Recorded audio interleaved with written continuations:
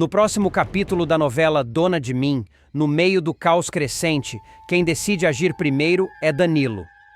Em vez de começar pela fuga ou pelo resgate, o capítulo abre com ele encarando Manuel, Léo e Marlon. A revelação cai como bomba sem aviso. Ele admite que foi cúmplice no assassinato de Abel. Não se desculpa, confessa. Diz que Jaques o manipulou, que carrega essa culpa como uma pedra no peito e que não pretende fugir. Quer se entregar antes que o vilão destrua mais alguém. A sala silencia.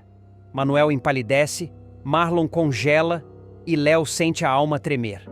Antes de continuar, clique no botão de gostei, se inscreva no canal e comente de qual cidade você assiste a novela. Só então seguimos para Léo, que mal consegue respirar diante de tudo. Em vez de focar na traição de Danilo, sua cabeça dispara para um único nome, Filipa. Ela corre até Samuel e dispara a verdade que guardava como dinamite. Danilo tem a prova que incrimina Jaques. A peça final. Aqui termina o jogo. E enquanto Léo se desespera, a narrativa salta para Nina, que já não perde tempo discutindo com Yonan. A conversa aparece mais tarde, como um flash de decisão. Nina afirma que precisa voltar para casa, promete que volta, promete que ainda tem muito a dizer, mas agora precisa salvar Filipa. Corta para a ação. Nina, Samuel e Vivian atravessam corredores, portas, olhares desconfiados e libertam Filipa daquela clínica que a engolia como um poço sem fundo. A fuga vira cena tensa, respiração cortada, quase thriller. Filipa, ainda tremendo, abraça Nina como quem segura o próprio retorno à vida. Enquanto isso, em outra ponta da trama, Bárbara surge em contraste, silenciosa, delicada, oferecendo a Davi um carinho inesperado. Ele estranha, ela também. Talvez seja só cansaço, talvez seja mudança. O capítulo fecha do jeito mais direto e corajoso possível. Danilo caminhando até a delegacia, sem capuz, sem desculpas, sem truques. Ele se entrega, não para ser herói, mas porque sabe que é o único movimento capaz de derrubar Jaques de vez. E essa entrega, longe de encerrar a guerra, apenas acende o pavio. Ellen reencontra Sofia, após aparecer viva. A novela vai virar completamente de cabeça para baixo com a volta inesperada de Ellen. A mulher, que todos acreditavam estar morta há anos, renascerá para o público com uma força dramática devastadora. O reencontro entre ela e Sofia, sua filha, será um dos momentos mais intensos da reta final. E também um dos mais delicados, já que a jovem cresceu carregando mágoas, perguntas sem respostas e uma saudade que nunca soube explicar direito. A reviravolta começa quando Ellen, depois de descobrir que Vanderson está morto, sente que finalmente pode voltar ao Rio de Janeiro sem o peso do medo que a perseguiu durante tanto tempo. A falsa morte que ela mesma arquitetou, movida pela pressão psicológica de Hudson e pelas ameaças que rondavam a família, agora se torna um fantasma ainda mais pesado. Ela sabe que terá de encarar cada consequência, cada olhar de desconfiança, cada fragmento da vida que deixou para trás. Principalmente Sofia. Mas o retorno de Ellen não se restringe à emoção do reencontro. Ele também reacende o interesse de Hudson, o marido manipulador, que vê na volta dela a oportunidade perfeita para colocar as mãos na fábrica dos Boás. O empresário começa a movimentar suas peças silenciosamente, estudando o terreno, mapeando fragilidades e usando o passado de Ellen como arma silenciosa.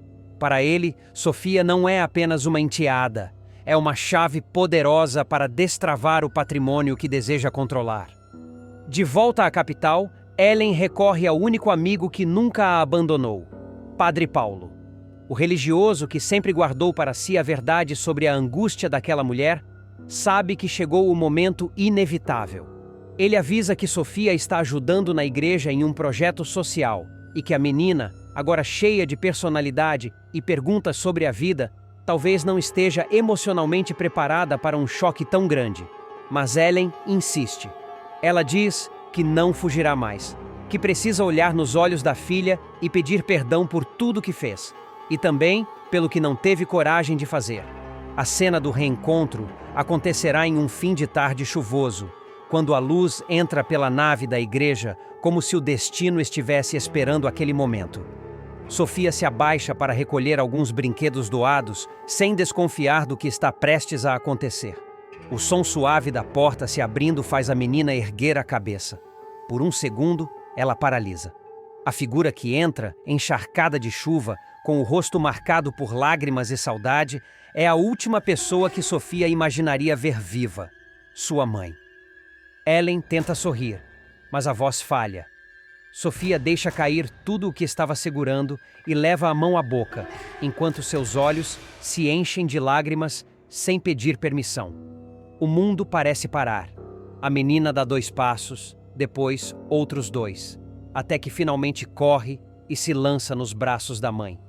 Ellen a abraça com uma força que revela anos de dor, arrependimento e amor reprimido. "Minha filha", sussurra ela, quase sem voz, como quem tenta confirmar para si mesma que aquilo é real. Mas nem tudo será emoção e ternura. Nos bastidores desse reencontro histórico, Leona e Samuel começam a perceber que algo muito estranho está acontecendo. A presença de Ellen no Rio de Janeiro desperta suspeitas imediatas. Eles observam a movimentação na igreja, percebem o rosto abalado de Sofia e vão atrás de explicações. Quando Ellen tenta se justificar, é obrigada a inventar uma versão suave do que viveu, omitindo Hudson, omitindo o plano sombrio da falsa morte, omitindo principalmente os motivos reais que a mantiveram longe da filha por tanto tempo.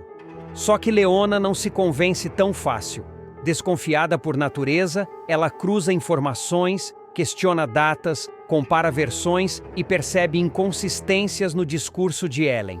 Samuel, por sua vez, tenta manter a calma, mas a volta da mulher mexe profundamente com seu senso de proteção. Ele sabe o quanto Sofia sofreu e teme que a reaparição da mãe biológica desestabilize emocionalmente a menina justamente agora, quando ela começava a construir uma nova vida ao lado dos Boaz. Enquanto a notícia espalha-se como fogo em palha seca pela cidade, diversas reações começam a surgir. Pessoas que conviveram com Abel, que acreditaram na morte de Ellen, que tentaram seguir suas vidas sem a presença dela, agora precisam lidar com essa explosão de revelações. A volta da mulher também abre brechas para investigações antigas, documentos guardados, cartas nunca entregues e segredos que estavam enterrados há anos. Em meio a todo esse turbilhão, Ellen busca o único lugar onde acredita que pode se despir da mentira e da dor: o confessionário. Lá, diante de Padre Paulo, ela desaba. Revela que carregou a culpa de abandonar Sofia como uma cruz que pesava mais a cada ano. Admite que ama a filha com todas as forças e que só fugiu para protegê-la, mesmo sabendo que sua fuga deixaria feridas difíceis de cicatrizar. O padre, emocionado, tenta guiá-la com palavras de acolhimento, mas sabe que nenhum conselho poderá salvá-la do julgamento que está prestes a enfrentar. E como se isso não fosse suficiente, o retorno de Ellen desperta um movimento silencioso e perigoso por parte de Hudson. Ele começa a circular pela cidade, fazendo perguntas, observando de longe a família Boaz, estudando a fábrica com um olhar frio e calculista. Para ele, o reencontro de mãe e filha não é um evento emocional, é uma oportunidade de ouro, e Hudson jamais desperdiça oportunidades. Sofia, ainda em choque, tenta entender tudo o que está acontecendo. O impacto de ver a mãe viva, depois de crescer acreditando em sua morte, abre uma caixa de memórias e perguntas que ela não sabe como processar. Ela oscila entre a alegria do reencontro e a dor profunda do abandono. Entre a vontade de se entregar ao abraço da mãe e o medo de ser magoada novamente. Entre a verdade que ela conta e a verdade que ela pressente que está sendo escondida. E, conforme a cidade inteira se ajusta a essa notícia bombástica, um novo capítulo se abre na vida de todos. Um capítulo onde nada mais será tranquilo, previsível ou simples, porque Ellen voltou, e com ela todos os segredos que nunca deveriam ter vindo à tona. A presença de Ellen volta a provocar fissuras em laços que pareciam sólidos. Sofia, ainda muito abalada, tenta se aproximar da mãe aos poucos, mas cada gesto desperta lembranças confusas, cheias de perguntas que ela não teve coragem de fazer na igreja. A jovem começa a perceber que a mãe responde demais, mas explica de menos. E isso só aumenta a sensação de que existe algo muito maior escondido por trás daquela falsa morte. Ellen, por sua vez, tenta reconquistar a filha com pequenas atitudes, insistindo que agora está pronta para ser a mãe que deveria ter sido. Ela aparece na escola de Sofia, acompanha a menina nos projetos sociais, tenta participar da rotina que perdeu. Mas tudo isso desperta olhares atravessados da família Boaz. Samuel, especialmente, começa a vigiar cada movimento da mulher, temendo que o amor de Ellen esteja misturado com interesses que ele não compreende. Leona, sempre intuitiva, sente que a aproximação é rápida demais, intensa demais, quase como se Ellen tivesse pressa para cumprir algum objetivo escondido. Enquanto isso, Hudson avança como uma sombra calculada. Ele finge apoio ao retorno da esposa, mas age nas entrelinhas, se aproximando sorrateiramente de pessoas ligadas à fábrica. Ele pede informações, questiona contratos antigos, descobre fragilidades nos documentos deixados por Abel e percebe que pode interferir diretamente na disputa patrimonial. O empresário passa a agir como se fosse o novo protetor de Ellen, mas, na verdade, prepara o terreno para tomar controle da empresa. O plano envolve usar a maternidade de Ellen como trunfo emocional e jurídico, transformando Sofia em peça-chave de um jogo muito maior do que a jovem imagina. Padre Paulo percebe a movimentação estranha e tenta advertir Ellen. Ele a procura novamente na sacristia e insiste para que ela conte a verdade à filha antes que alguém use a situação para machucá-las. Mas Ellen hesita. Ela teme perder Sofia para sempre caso revele o papel de Hudson em sua fuga e, principalmente, o quanto permitiu que o marido manipulasse suas escolhas. O remorso pesa, mas o medo pesa mais ainda. No núcleo da fábrica, rumores começam a surgir. Funcionários afirmam ter visto um homem desconhecido analisando a entrada de caminhões, vasculhando documentos antigos e circulando pelos arredores da propriedade como se estivesse medindo o terreno. O boato chega rapidamente aos ouvidos de Samuel, que passa a desconfiar que o retorno de Ellen e o interesse desse suposto investidor não são coincidência. Ele consulta registros, revisita papéis de Abel e descobre que existe uma brecha jurídica que pode colocar o patrimônio da família em risco caso Ellen reivindique parte da herança de Sofia. Jacques leva surra durante fuga e é humilhado por Tania. O chão começa a ruir definitivamente sob os pés de Jacques, e o que parecia apenas uma fuga desesperada vira um desfile de humilhações, golpes, tropeços e revelações que expõem, sem anestesia, a verdadeira face do vilão. Com a prisão decretada após a descoberta de que ele é o assassino de Abel, Jacques entra numa espiral de desespero. A máscara cai de vez e tudo o que ele sempre escondeu, cobiça, frieza, manipulação e o falso ar de autoconfiança, se desfaz como papel molhado diante da inevitável queda. Logo no início da fuga, ele toma a decisão que considera a mais inteligente: desaparecer antes que a polícia bata novamente à sua porta. O plano, porém, é menos glamuroso e muito mais sujo do que ele imagina. Na calada da noite, Jacques se despede da família às pressas, como quem foge de um incêndio prestes a engolir a casa inteira. Ele evita olhares, evita despedidas longas, evita qualquer explicação, porque sabe que, se olhar nos olhos de alguém, pode ser que a coragem derreta e ele acabe pego antes do tempo. Mas Samuel, atento e já desconfiado dos movimentos do tio, percebe o clima estranho, vê a mala semiaberta, vê os passos escondidos, vê o nervosismo absurdo. Ele tenta impedir a fuga, tenta argumentar, tenta até mesmo segurar a porta, mas Jacques, num rompante de adrenalina, o empurra e dispara em direção à liberdade. Uma liberdade cada vez mais curta. Do outro lado da cidade, Valquíria já está com o rádio na mão, o colete no corpo e a determinação nos olhos. A delegada aciona equipes, drones, patrulhas, motos, viaturas e toda a força policial disponível. O nome de Jacques entra em alerta máximo. Os celulares começam a ser rastreados, os pontos de fuga são monitorados, estradas são verificadas. Ainda assim, como um rato escorregadio, o vilão consegue escapar por brechas mínimas, por segundos por acaso, mas não por muito tempo. No entanto, a fuga bem-sucedida de Jacques vem acompanhada de um preço alto e humilhante. Ele pede carona a um motoqueiro desconhecido, imaginando que poderia passar despercebido por algumas horas. Mas o homem, percebendo a atenção do fugitivo, estranha seu comportamento. Quando reconhece o rosto de Jacques em uma notificação de celular, assassino procurado, a situação vira. O motoqueiro para a moto bruscamente, arrasta Jacques para o chão, o empurra contra a terra batida e o golpeia sem dó. A surra é seca, rápida e devastadora. Jacques tenta argumentar, tenta correr, tenta até oferecer dinheiro, mas o desconhecido deixa claro que não negocia com criminosos. O vilão cambaleia, ensanguentado, humilhado e com a dignidade reduzida a pó. Sem dinheiro, sem abrigo, sem aliados, ele se arrasta até um bar de beira de estrada, onde, exausto, decide tocar violão para tentar conseguir uns trocados. É uma cena patética. O vilão, que já comandou esquemas, manipulações, empresas e vidas inteiras, agora está sentado num banco instável, com um violão desafinado, tentando cantar para desconhecidos indiferentes.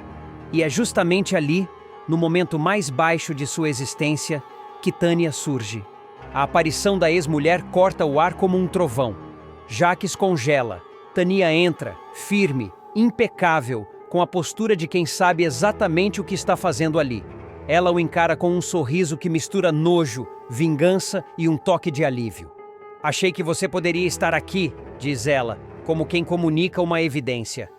Jacques tenta disfarçar a vergonha, escondendo o hematoma no rosto, ajeitando o violão, tentando manter uma postura altiva, mas falha miseravelmente. Tânia se aproxima. O clima entre eles é elétrico, incômodo, afiado. Ela revela como descobriu o esconderijo.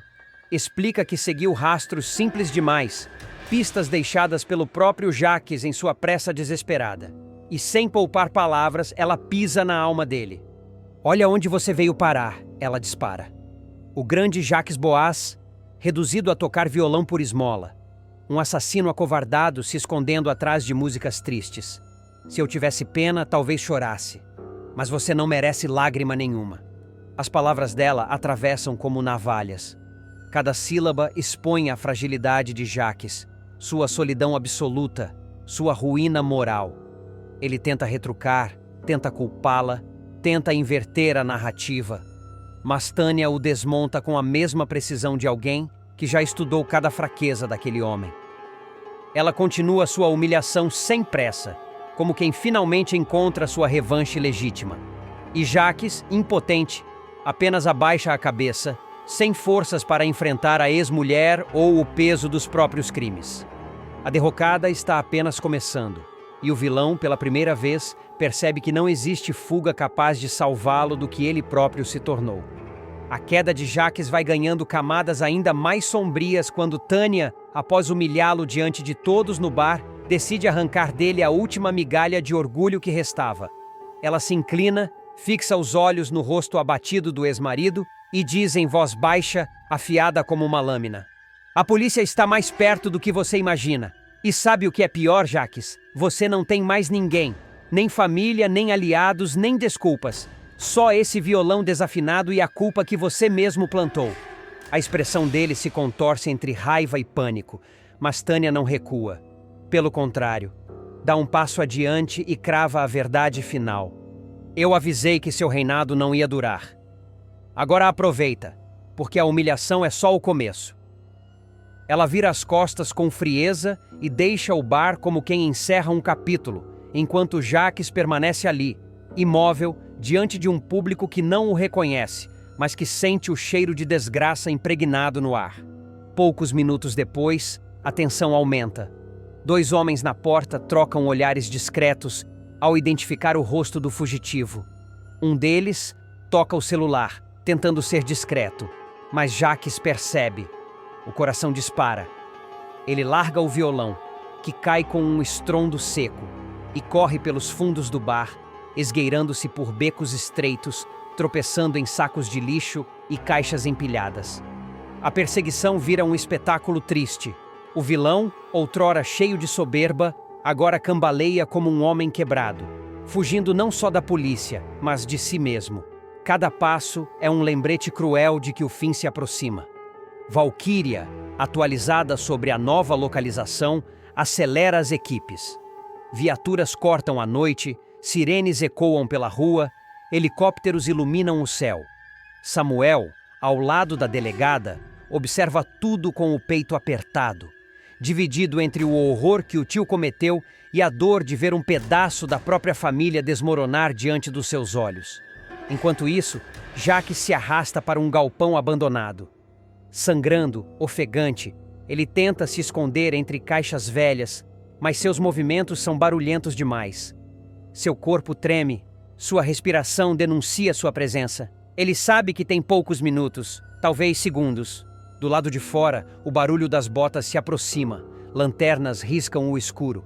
O eco das vozes policiais invade cada canto. Valquíria ergue a mão, sinalizando silêncio, e dá a ordem para avançar. Jacques, acuado, encara o vazio, como se pudesse encontrar uma saída que nunca existiu. O rosto marcado pela surra, a roupa rasgada, a alma em ruínas.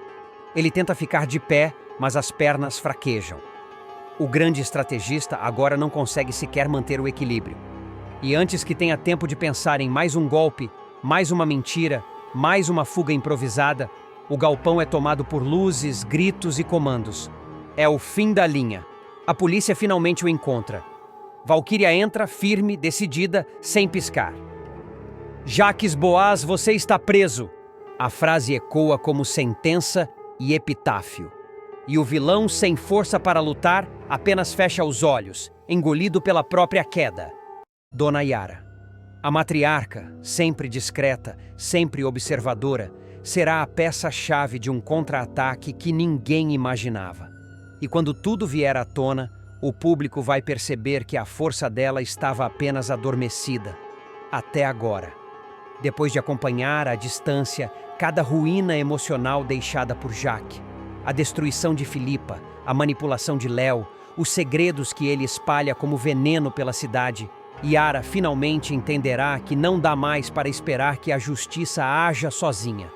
É ela quem decide puxar o gatilho da mudança.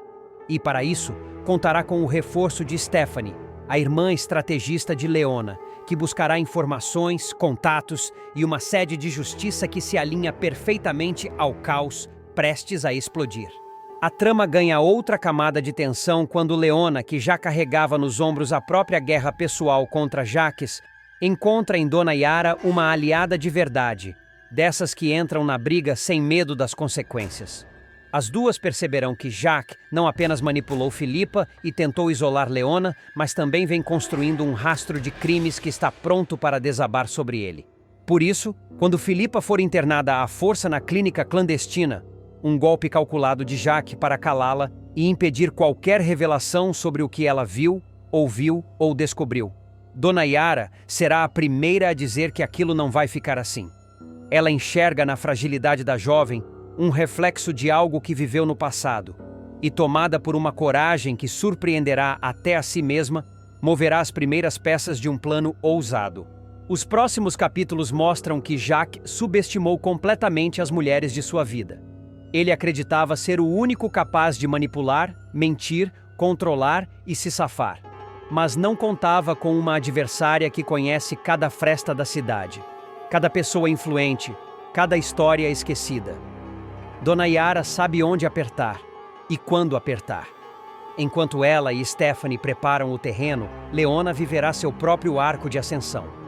Depois de tantas decepções, tantas quedas e tantas culpas que não merecia carregar, ela finalmente vai assumir o papel de protagonista da própria história.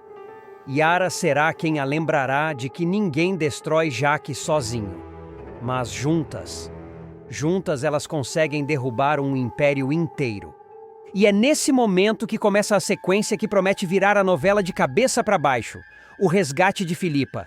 A atriz estará dopada, confusa, presa em um quarto onde ninguém entra sem autorização. Mas Stephanie conseguirá descobrir o registro falso usado por Jack para interná-la. E essa pista vira a chave para desmontar todo o esquema. O trio, formado por Yara, Stephanie e Leona, monta uma operação silenciosa, meticulosa, que colocará Jack em rota direta com o próprio fim.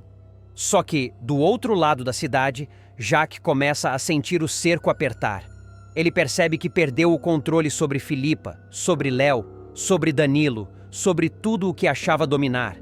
E quando Samuel finalmente começa a conectar os pontos, prazos, mensagens, mentiras, nomes encobertos, o vilão entra em modo de sobrevivência. É aí que a novela ganha um tom ainda mais sombrio. Jack vira fugitivo. Deixa tudo para trás. Os papéis falsos, os aliados de conveniência, o carro queimado no acostamento. Passa a se esconder em becos, pousadas baratas, casas abandonadas. Vive à base de restos, de paranoia e de impulsos que só o levam para mais perto do precipício. Num desses momentos de desespero, embalado por garrafas baratas, ele entra em um bar desconhecido, disposto a afogar o medo em álcool. Mas o destino, cruel e rápido, cobra suas dívidas com precisão. Dois homens, que reconhecem Jack de um golpe antigo, uma promessa quebrada, uma dívida que nunca foi paga, o encurralam no banheiro. A surra é brutal. Jack cai, tenta reagir, tenta argumentar, tenta mentir, mas nenhuma dessas habilidades funciona ali. O vilão, pela primeira vez, vira presa e é jogado para fora do bar como lixo, sangrando, cambaleando, sem documentos e sem rumo. Depois disso, Jack desaparece da novela por dias, talvez semanas. Ninguém sabe onde ele está, ninguém sabe se está vivo. O sumiço vira comentário na cidade, vira medo, vira esperança. Para alguns, ele pagou.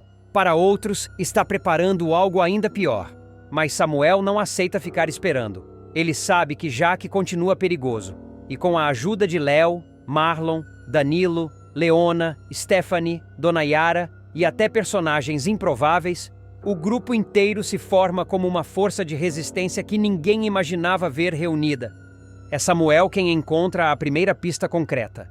É ele quem liga os pontos entre o Carápula, o informante mascarado que há tempos tenta expor Jack, e os últimos rastros deixados pelo vilão. Aos poucos, o Carápula deixa de ser um mistério e se torna a peça que faltava para montar o quebra-cabeça. Nos próximos capítulos, veremos Samuel marchar para o acerto final, cercado pelos aliados e impulsionado pela necessidade de fazer justiça. O Carápula, finalmente revelado, entregará o mapa completo dos crimes de Jax. O vilão, encurralado, sem aliados, ferido e emocionalmente destruído, será forçado a enfrentar cada erro cometido. A movimentação contra Jack começará a tomar forma de maneira quase coreografada, como se todos, ao mesmo tempo, finalmente enxergassem o monstro que ele era. Cada aliado de Leona passa a agir de um jeito diferente, construindo uma rede silenciosa que empurra o vilão diretamente para a queda inevitável.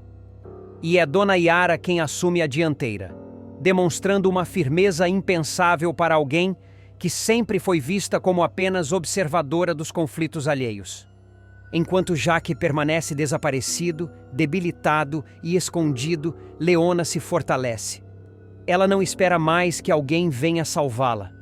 Ao contrário, é ela quem agora assume o papel central na busca por justiça. Stephanie, incisiva, usa seus contatos para rastrear lugares onde Jack poderia ter se escondido após a surra no bar.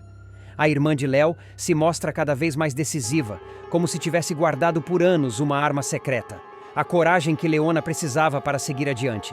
A tensão cresce quando Philippa, já fora da clínica e ainda vulnerável, presta depoimento ao lado de Rosa, narrando tudo o que viveu nas mãos de Jax.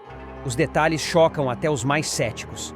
A polícia, antes sem elementos suficientes, finalmente passa a ver o padrão: falsificações, desaparecimentos, manipulações, internações fraudulentas, pessoas coagidas. É o suficiente para transformar Jack de suspeito em alvo prioritário. A cidade inteira sente a mudança no ar. O nome dele vira murmúrio, vira aviso, vira fantasma. E quando Samuel recebe a última informação do Carápula, a mais precisa, a mais devastadora, tudo se encaminha rápido demais para que Jack possa pensar em fugir outra vez. Ele é encontrado em uma construção abandonada na saída da cidade, cambaleante, sujo, com marcas roxas no rosto e um olhar perdido entre a culpa e a arrogância que tenta preservar até o último instante. Ele não imaginava que seriam tantos: Léo, Marlon, Danilo, Leona, Stephanie, Dona Yara e até mesmo quem jamais pensou em enfrentá-lo aparece à distância, acompanhando o momento que ecoará pelos próximos capítulos. Samuel entra sozinho. O confronto é direto, duro, sem rodeios. Jacques tenta mentir, manipular, repetir padrões antigos, mas dessa vez nada cola. O rapaz não se deixa afetar. Com evidências, testemunhos e o relatório completo do Carápula em mãos, Samuel expõe cada pedaço do quebra-cabeça, mostrando para o próprio vilão que não existe saída possível. Encurralado e exausto, Jack tenta fugir por uma porta lateral, mas seu corpo, ainda despedaçado pela surra que levou, não responde. Ele tropeça, cai, tenta se levantar, mas o peso das próprias escolhas o vence antes que a polícia chegue. Socorrido apenas para que responda a tudo em vida, o homem que aterrorizou tantos acaba imobilizado, encarando o destino que tentou evitar a qualquer custo. A volta de Wanderson promete estremecer cada alicerce da novela, mas o impacto será breve, porque o destino dele já está traçado. O bandido retorna carregando segredos, paranoias e a certeza de que ainda tem chances de manipular a história a seu favor. Mas ele não imagina que Tânia, a única pessoa em quem julgava poder confiar, será justamente quem puxará seu tapete na hora mais decisiva. É ela quem abrirá o jogo e revelará como tudo realmente aconteceu. A reaparição de Wanderson começa de forma silenciosa, quase clandestina. Ele circula nas sombras, evita ser visto e deixa rastros mínimos. Tânia, exausta da vida de fuga, tenta convencê-lo a fazer um acordo, mas o vilão segue tão arrogante quanto sempre foi, acreditando que pode voltar para Boaz como se nada tivesse acontecido. Só que essa confiança exagerada será seu erro fatal. Desde que sumiu após denunciar Jacques para Filipa, Tânia vive carregando o peso da culpa e o medo de retaliações. Agora, movida por uma mistura de remorso e desejo de se livrar de vez da influência de Wanderson, ela resolve revelar a verdade sobre seu período escondida. E inclusive como reencontrou o ex-marido em condições muito mais sombrias do que havia confessado antes. É nesse ponto que o enredo começa a ficar mais denso. Tânia admite que encontrou Wanderson desesperado, paranoico, acreditando que a polícia estava a segundos de capturá-lo. Ele a fez prometer que continuaria ao seu lado, mas não sabia que ela já estava cansada de correr riscos por alguém que nunca demonstrou amor de forma concreta. Nas falas tensas que Tânia terá nas próximas semanas, ela contará que a convivência com o bandido se tornou insustentável, que ele falava sozinho durante a madrugada, que ameaçava quem se aproximasse e que começou a se envolver com gente ainda mais perigosa. Enquanto isso, paralelamente, a polícia intensifica as buscas por Jacques, mas acaba encontrando algo completamente inesperado. O corpo de Wanderson, jogado em uma área de mata fechada, sem sinais claros de luta, mas com marcas suficientes para indicar que sua morte não foi acidental. A descoberta cai como uma bomba no departamento, deixando todos confusos sobre quem poderia ter interesse em eliminar o vilão antes que ele fosse capturado formalmente. A notícia da morte atinge em cheio Valkyria, que sente o peso de nunca ter conseguido prender o assassino de Abel com as próprias mãos. O sonho profissional dela, e a promessa feita à família de Abel, parece se quebrar naquele instante. A policial desaba, acreditando que a justiça nunca será completa. Samuel, por sua vez, recebe a informação em choque absoluto. Desde que descobriu a participação de Wanderson na morte de Abel, o rapaz vinha nutrindo um desejo profundo de ver o criminoso pagar pela crueldade cometida. Saber que ele partiu sem prestar contas à justiça deixa Samuel profundamente abalado, revoltado e com a sensação de que a verdade ainda está incompleta. Ele tenta entender se Jacques, mesmo sendo procurado, teria alguma ligação com o fim do comparsa. Mas a morte de Wanderson está longe de trazer sossego. Pelo contrário, ela abre espaço para novos nomes que mudarão completamente o rumo da história. Com Wanderson fora do mapa, a novela ganha fôlego em um arco renovado de mistério, manipulação e ambições sombrias. É nesse momento que surge Hudson, um personagem que chega devagar, quase discreto, mas logo demonstra ter muito mais camadas do que aparenta. Ele é apresentado como o novo marido de Ellen, que reaparece viva, radiante, aparentemente recuperada de todos os traumas, exibindo o orgulho da nova família com um sorriso que parece calculado demais para ser verdadeiro. Ellen retorna como quem quer provar algo para o mundo, que venceu, que reconstruiu a vida, que deixou para trás o passado turbulento. Só que o público perceberá rápido que essa fachada perfeita esconde rachaduras perigosas. Hudson aparece conversando com Padre Paulo, narrando com frieza impressionante o fim trágico de Wanderson, como se estivesse apenas relatando a queda de um desconhecido. O padre, sensível às nuances humanas, sente que há algo estranho naquele homem. Um incômodo discreto, um olhar que parece avaliar cada palavra dita. Ele tenta puxar assunto, mas Hudson é evasivo, elegante demais, controlado demais. E isso é só o começo, porque a imagem de bom moço dura pouco. Hudson rapidamente revela um temperamento astuto, manipulado por ambições que vão além da aparência de marido dedicado. Ele age com sutilezas, aproxima-se de pessoas estratégicas e aos poucos tenta entender como funciona a estrutura de poder dentro da família Boas.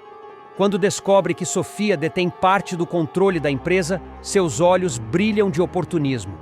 Ele enxerga ali a chance perfeita para se infiltrar, influenciar decisões e eventualmente virar o jogo a seu favor.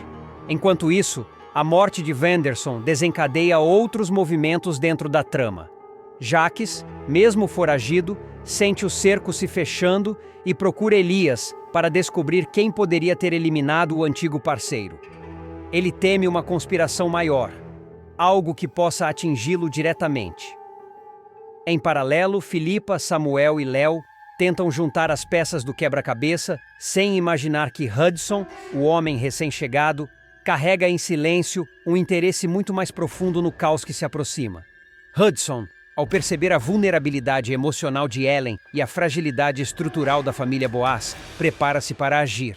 E cada gesto dele indica que o jogo está apenas começando. A morte de Wanderson passa a funcionar como uma espécie de ponte para uma nova onda de suspeitas. O clima na cidade muda, como se todos pressentissem que algo maior está prestes a emergir. Algo que talvez estivesse à espreita desde muito antes do vilão aparecer morto na mata.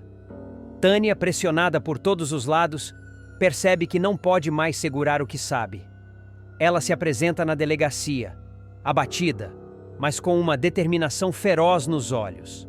Valkyria exige respostas diretas. Quem estava com Wanderson na noite em que ele morreu? Tânia respira fundo, hesita, mas começa a falar. A confissão dela cai como avalanche.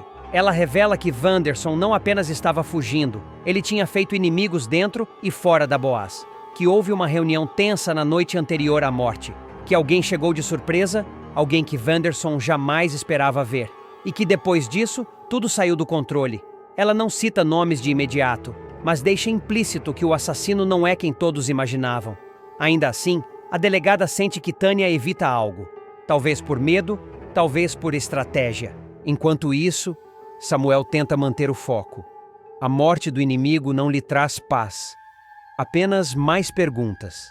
Ele retoma a busca pelo celular de Ricardo, acreditando que ali pode estar a chave que faltava para desmontar toda a rede de corrupção que Abel tentou revelar antes de morrer. Léo incentiva o amigo, temendo que novas peças desse quebra-cabeça apontem diretamente para pessoas perigosas demais. Do outro lado da cidade, Ellen começa a mostrar um comportamento estranho. Ela tenta convencer Hudson a não se envolver com os assuntos da Boas, mas o marido finge tranquilizá-la, garantindo que só quer ajudar a família. No entanto, suas intenções se tornam cada vez mais nítidas quando ele passa a pressionar discretamente funcionários, revisa contratos e tenta se aproximar de pessoas com influência dentro da empresa. Sofia, ainda jovem, sente um incômodo crescente quando ele tenta se aproximar demais sob o pretexto de orientá-la com maturidade.